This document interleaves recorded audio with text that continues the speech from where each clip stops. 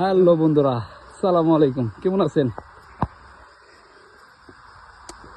আজকে আপনাদের একটি ঘোড়ার খামার থেকে, ঘোড়া না গাধা, ও আল্লাহ কামবারি কিন্তু কামদেনি হ্যাঁ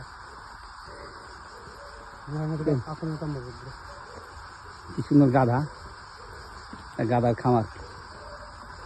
ভিডিওটা করে আমার দিয়ে মাশাআল্লাহ, আল্লাহ দুনিয়া কত কিছু এই দেখেন না তো দিচ্ছে। সত্যি কি রে আমি জানি না খাই না বলতে বলতে তো শুকাই দিবে ভাই, আজকে ট্যুরটা মানে খুবই সার্থক হইতেছে আমাদের। মানে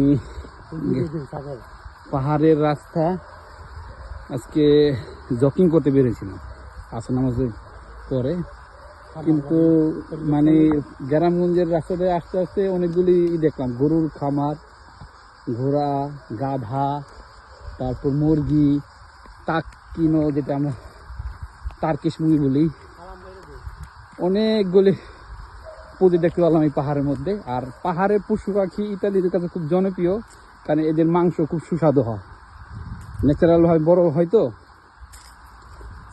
বিশেষ করে পাহাড়ি গরু এবং ছাগলের মাংস খুব বিখ্যাত। প্রিয় ভাই, এই যে অলিভ গাছ, সেই বিখ্যাত অলিভ, ইতালির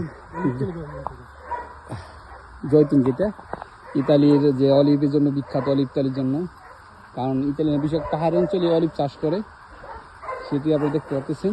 আমরা এই পথ ধরে হাঁটতেছি, ওই দূর রোমিও জুলিয়েটের স্মৃতিবিদিত যে স্তম্ভটা, ওখানে ওঠার আমাদের টার্গেট। এটা প্রায় উচ্চতা 500 মিটার হবে। ওকে, ভালো থাকবেন পেবেরা, ওকে আবার দেখা হবে ইনশাল্লাহ। বুঝছেন, ভালো থাকেন।